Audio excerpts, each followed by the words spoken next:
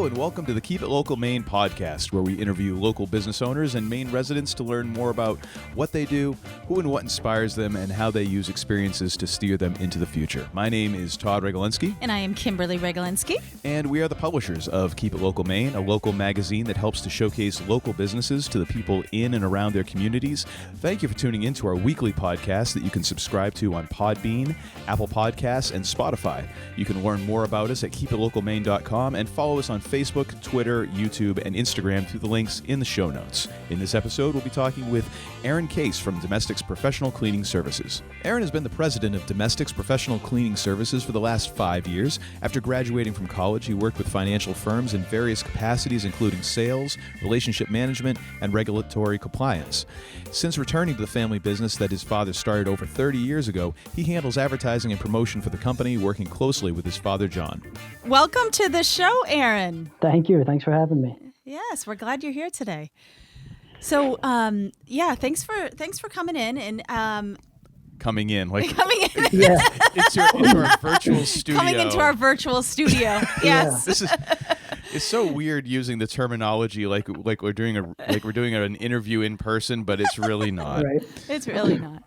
We don't want to deceive anybody. So, Aaron, you guys have been in business a while now. How long has Domestiks been a family-owned and operated business? Yeah, right from the beginning. My dad started it in the early 80s, I think 87. Mm-hmm. And right for then, when he started it, I was a kid, and I would spend Saturday mornings going with him. I can remember the account at the time. It was Honeycomb Systems. I would go in and empty the trash cans at 8 years old. So love it. Yeah, so it's been a long time family business. So right from the start. And I imagine just, growing up in a family business and at such a young age, you probably, obviously you've just learned just some amazing work ethic, just watching, your family and watching, your father. Yeah. He's the hardest working guy I've ever known. Not to go too deep into the family history, but my parents are actually divorced and have been for years. Almost 4 decades. So I would spend every weekend with my dad, and he had started this business, and because he was starting a business like anyone starting out, he had to work all the time. So I would go to work with him, and I would say that's a huge impact on my life now. As you know, I work in the finance industry as well. So people have kind of said, I don't know how you do both of these, and it just isn't that difficult. And a lot of that is just the work ethic that I had growing up. You want something, you gotta work for it. So I love that. Yeah, it's such a great message. It's like, you need to get off your butt and do it, because no one's going to hand you a lottery ticket, right? Yeah. I can remember anytime I wanted something, my dad would say, "Well, you can get that, but you got to pay half." So it's one of the things we've instilled in our kids now. They my son, he always wants something, dirt bike or something. He's got to save up half, and he mowed lawns. He's 9, and he mowed. We have an apartment building, and he mowed the lawn there all summer long to save up for a dirt bike. So that is so cool. That's a good idea. We should start implementing that. Actually, I like that. I think I'm going to steal that, Aaron. Yeah. It's been really good. Money burns a hole in his pocket, but my daughter's a saver. But they both are hopefully learning good money habits. But yeah, the work ethic is certainly my dad. He gets up super early. Even still today, he comes in around 4:00. He's out there at night. He's out there during the day. He meets with customers. He does the job itself.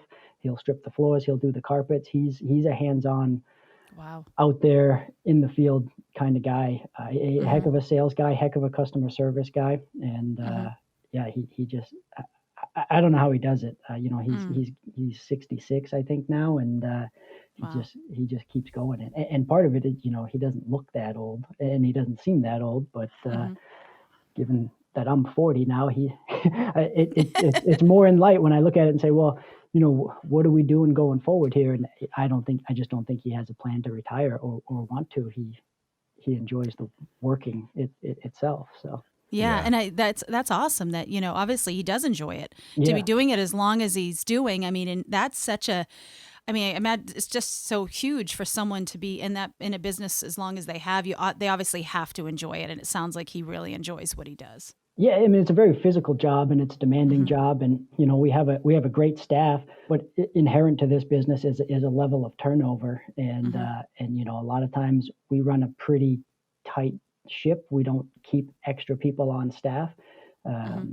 and so a lot of times if somebody's out, he's the guy going out to fill in, or I'll go Hmm. with him, or even now we have my cousin Jason with us. So it's expanded into the next level of family, just That's from father awesome. to son to cousin now too. So That's awesome. That's Yeah, awesome. that's great. And as someone who grew up in a family business myself, and I remember it's a very familiar story because I remember spending weekends and vacations working with my dad, and that was just part of our quality time because that yeah, was he was up and out as early, like your dad is, and that was just the way. If I wanted to grab some quality time with him, that's where you do it, you know. yeah. Well, so we've living in Maine, we've gotten into the winter sports. I lived in the Carolinas for a few years, and I grew up skiing with my dad. So, but I was kind of looking at this year and what we're doing in snowmobiling and skiing, and we have season passes to a mountain in New Hampshire, and I was telling my kids, I said, yeah, I look back at, I don't know how my dad did it. Mm. Mm. He'd work tirelessly, and then we'd go out and go for a weekend ski trip to Vermont, and Mm. then he'd come back and go to work to finish up the stuff that needed to be done for Monday. So he's just relentless when it came to building the company, but still being a good dad. Hmm. Like I said, they were divorced, and you hear these stories all the time, dads that don't show up, or dads that kind of just skip out. My dad never missed a weekend. I don't even remember Mm. a phone call saying, "Hey, Dad's sick. He can't be here Friday night. So can maybe we'll go Sunday." I mean, that never even happened. So it That's was Mm. amazing. That's how awesome. he did it. I don't know. So Mm. Yeah. That's awesome. Now, a quick question before I get into the next question. So, how does the business structure look? So, your dad is still there, yep, and you're part of the business. So, how does that all work? yeah. So he's the owner, but technical titles are, he's the general manager. He handles everything on the ground, from scheduling to what's going on in a certain account. Floors need to be done, stripped and waxed. Do we need to clean the carpets? Who's going to what accounts? Hiring, interviewing, things like that. I really deal with marketing, contracting, and the finances. So, Hmm. which is the stuff that he just doesn't necessarily want to deal with. Like I say, Hmm. he's a USM grad. He knows how to run a bit. I mean, obviously, he started this from nothing. So, Mm-hmm. and I think we employ about 45 or 50 people today. So, Wow. Wow. but Wow. he's an on the ground guy. He's a customer service guy. That's really where he excels, and so he's the general manager. I'm technically the president, and then you have my cousin Jason, who came on board a little over a year ago and is really sort of like an assistant general manager, Hmm. to sort of backfill as my dad continues to get older, and maybe plans to step back a little bit. But at this point, there doesn't seem to be any stepping back. But we actually, just the other day, we started separating accounts into, Jason's gonna manage these accounts and meet with these folks as a relationship manager, and my dad will handle these. So Hmm. So he's so going to That's that's cut good. back to like 5 days a week instead of yeah, six yeah, or maybe, seven. Yeah.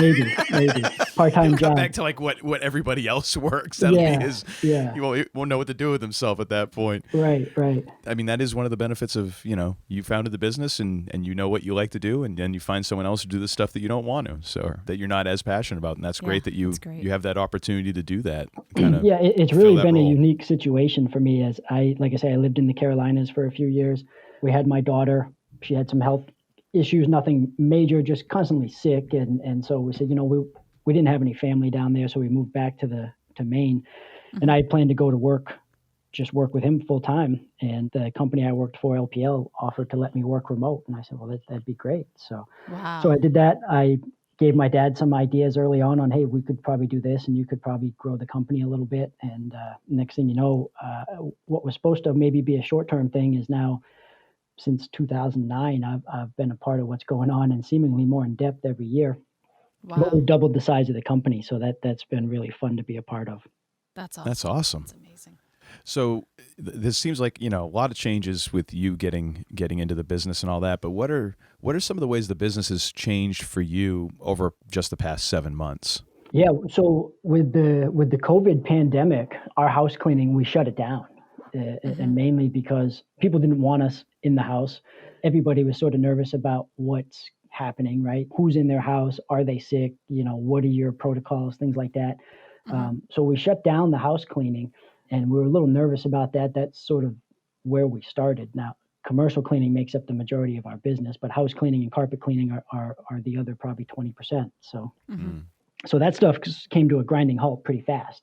And then what we found is a lot of people started calling us for disinfecting. So we'd say, okay, well, what are you looking for? Well, light switches, door handles, for lack of any other term that I don't know what it's called here, the flusher on the toilet, the sink handles, things like that. So we said, okay, we can do that. It's preemptive. So the way it works for us is we'll come in, we'll wipe stuff down. We have electrostatic disinfecting that we've just begun doing, which is pretty neat. You have a little machine and it just sprays out the disinfectant. And the way it works is it sort of attracts right to the product, the chair or the desk Surface. or things like the surface. Yes. Yeah. So that's pretty neat. We've started doing that. But if you have an outbreak, you have a positive case, we then refer you over to our friends at ServPro, Jared Lamy and those guys. And it's been a great partnership with them. It's interesting. So when I moved back from North Carolina, I was talking with a guy that I knew in North Carolina, and he says, I have a friend up there in the cleaning business. He lives in Saco. And I said, no, I don't think so. I said, the only cleaning service really in Saco, and I grew up here, is my dad's company, Domestiks. And he's like, no, it's a ServPro. And I'm like, ServPro up there is owned by somebody else. And so come to find out, I met Jared. Him and his dad owned a ServPro company, and as you know, they do disaster restoration, things like that. So we were able to partner up with them on a lot of different things, and it's they've referred us a lot of business, we've referred them a lot of business, so it's been a great partnership. But certainly indicates what a small world it is when a person I just met in North Carolina knows a guy in my hometown. So that's amazing. Yeah, yeah, that's so cool. they ended up. My wife owned a daycare for years. He ended up coming to the daycare. He has, I think he has 4 kids and 1 on the way now. But at the time, he just had the 3, and they ended up coming to the daycare. So we see them. They're in the same grade as my kids. So it's I love that. I love that you see businesses working together like that, and I love that about Maine. Yeah, It's just that we all support each other, and there's that camaraderie of because we're hard workers, and if we can collaborate, and I love that. Yeah, I would say New England is unlike any other. So like I say, we lived in North and South Carolina for 3 years, I think, and we met some nice people down there, some really good people. I'm still friends with a lot of them today. But there's just nothing like the living in Maine, and it was a big decision for us. My mother actually lives in Florida. My dad's up here. My sister is up here. My friends that I grew up with, my wife's whole family. So we ended up coming back here. And the first couple of years, I'd have done anything to go back to the Carolinas. I really liked it down there. And now that we're here, my kids are in school. I see people I grew up with all the time. My friend Kevin, my friend Bob. These are guys that were real tight with me growing up, and I go snowmobiling with Bob. I go to Kevin's house on Halloween and, Christmas parties. So it's really fun. And then you see the kids are all sort of the same age. You see them growing up together. I play baseball, or my son plays baseball with my friend's Kevin's son. He goes snowmobiling with my friend Bob's. It's just fun to kind of watch those things grow. At first, awesome. I just couldn't wait to go back to North Carolina. So. Yeah. That's awesome. Yeah, I think that's one of the keys is if you're not feeling great about kind of where you grew up and things like that, if you have a chance to move away for a little while, then you come back, you can start really appreciating things. Yeah. It gives you a little bit of a different perspective. Absolutely. Yeah. What's at least one thing that people don't know about your business that you would like for them to know about your business, like something that you offer, some of the services that you guys offer? Yeah, I think because we've been around so long, a lot of people know of us. But one of the things, like I mentioned earlier, is the electrostatic disinfecting that we do. It's a preemptive.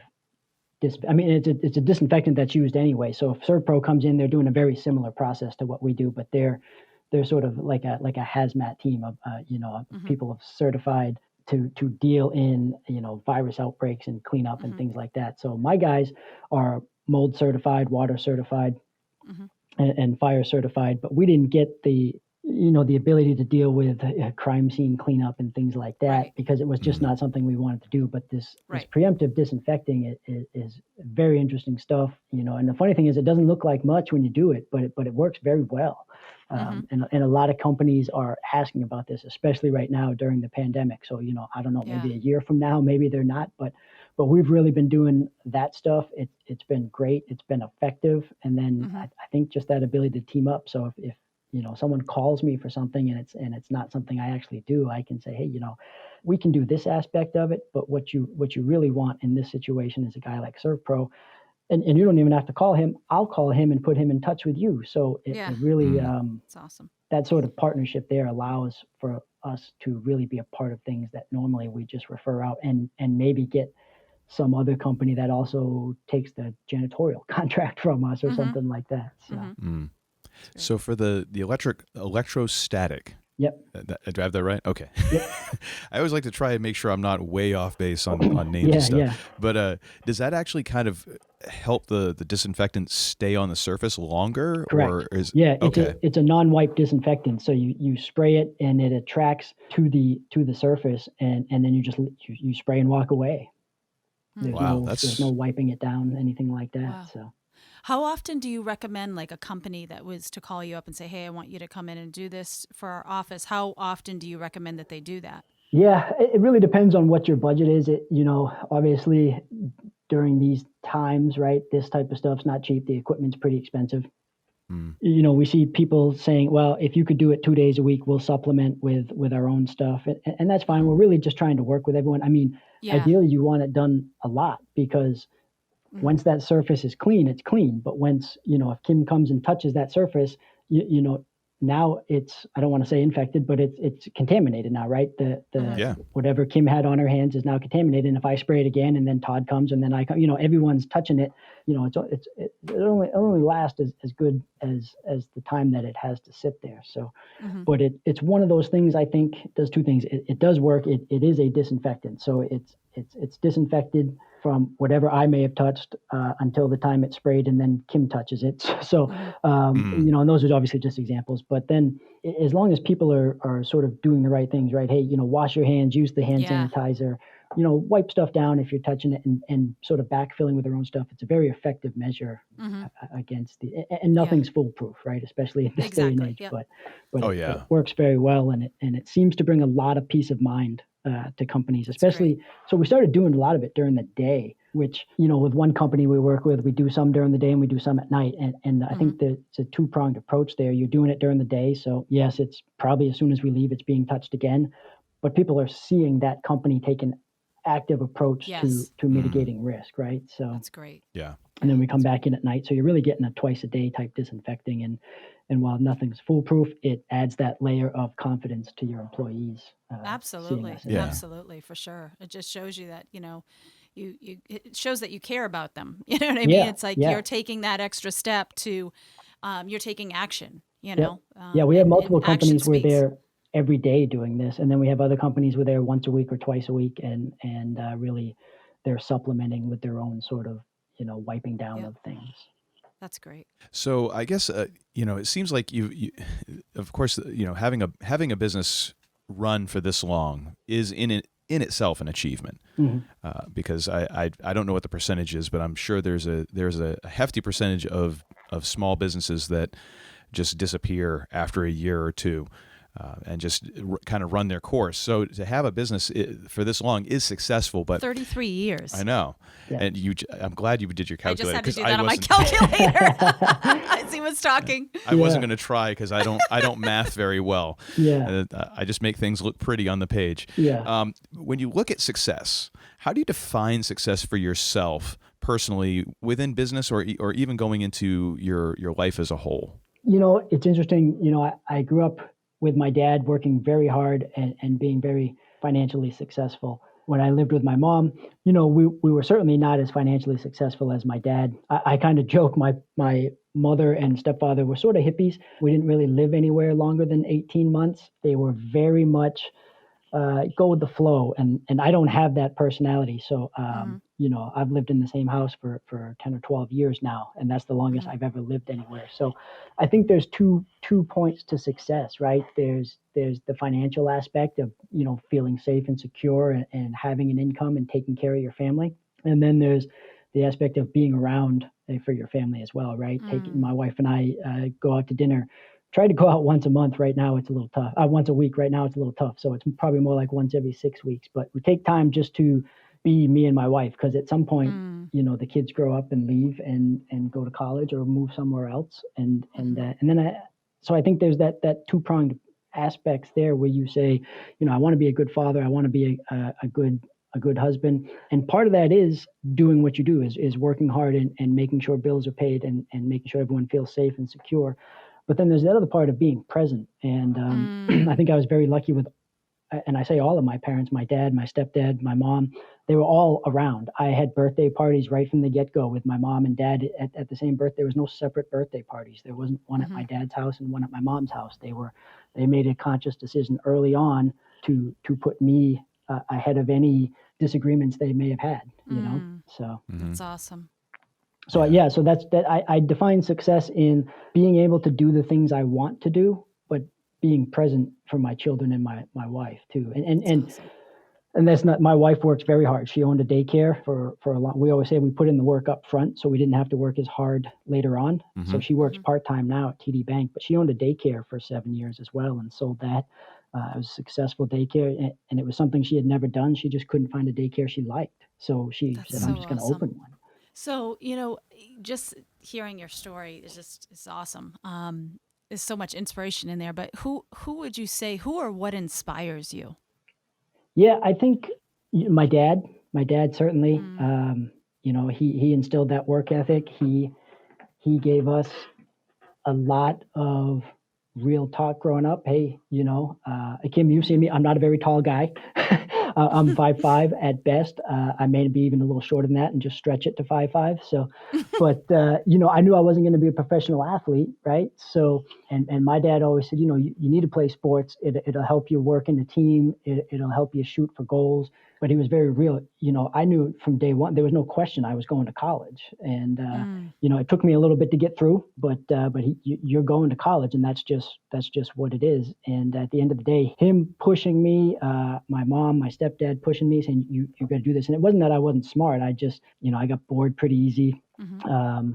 Everyone, especially in this day and age, seems to think they have hyperactivity. So I would say I just got bored. I didn't. Yeah. I didn't like certain things about school. I didn't like reading, and I didn't like English. I didn't like a lot of that stuff. But you had to get it done. Was the thing, is like just grind through and get it done, and after that you're done. You can go do whatever you want. You can hammer nails and be either a construction guy or a construction company owner. So that was that sort of thing. But I did know early on, I don't take orders well from other people.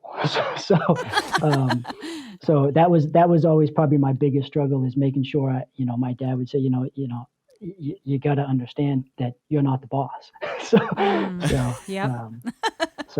But I would say my dad was the inspiration. My parents, my mother and stepfather went through a couple of bankruptcies, and I dealt with a lot of anxiety in the high school years. We didn't own a house, and not that you have to own a house, but that's sort of just the American way, so to speak, right? Like you grow up, you own a house, you get married, you have kids, type of thing. And we didn't own a house on my mom's side from the time I was probably 6 when we went through the first sort of bankruptcy till I was 18. Wow. Yep. And so I knew early on, hey, I don't want to go through that.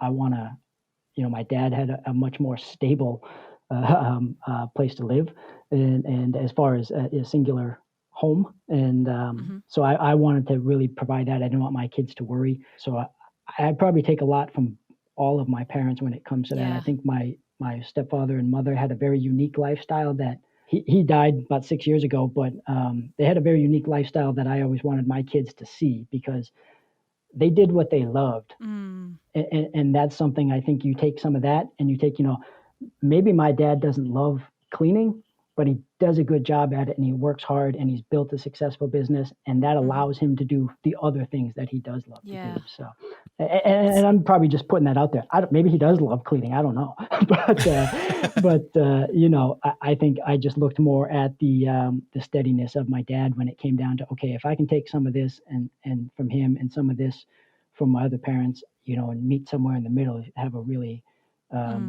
good life and successful life, and so that's where I pull a lot of probably inspiration from is all of them. I love that. Yeah, I think it's so cool just listening to that story and just how, you know, those challenges that we face growing up, you know, they can spur us to become better in the future. You know what I mean? They're not always a detriment. It's just the challenges that, okay, you know, I decided at a young age that this is, you know, I wanted to have this and this is why. Yeah. So I love that, you know, you were able to get inspiration from just both aspects. Yeah. I think that's so cool. And my dad always, you know, if you work hard enough, you can get whatever you want. And I've just found that to be true. So I'm sort of a car guy. I don't have anything special right now, but I always wanted a Porsche 911 and worked hard enough and got one. I didn't keep it long. I sold it, but you know, it's just those things. And that's probably a very materialistic way of looking at things, but you worked your butt off and you got it. Right. It was just one of those things, you know, I kind of always wanted one of those and I got it and sold it. But, you know, all this stuff allows working hard. You know, we can go skiing, we can go snowmobiling, we can take some trips. You know, my mother lives in Florida. We can go see her, you know, so it's awesome. Those types of things that the work ethic of all of my parents, but especially my dad said, you know, if you want to do that, you gotta put the time and effort in to get there. So yes, work hard. Yep. It's a surefire money-making scheme is getting to work. Yeah.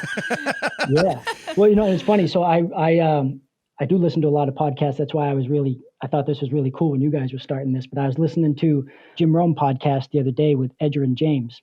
And here's a guy that came out of like Immokalee, Florida, very poor section of Florida, and never changed who he was, but just figured out early on that if I just work hard enough, you know, I've got some talent. And if I work harder than everyone else, I can get to the NFL and be a running back and make enough money that problems disappear. And yeah, money can't buy happiness, but it can allow you to take a deep breath and relieve some stress, right? So. Oh yeah, I mean all those professional athletes, the ones who you can identify by basically one name. Yeah. You know, Larry. Yep. Michael. Yep. You know, Kobe. Although they all had inherent talent, but they also put in. They would outworked everybody. Yeah. They would work and work and work, and if they thought someone was catching up to them, okay, I'm going to work harder now. Yeah. Yep. And it became part of that challenge. That's it. I love that. You know, it's talent plus work. Yeah.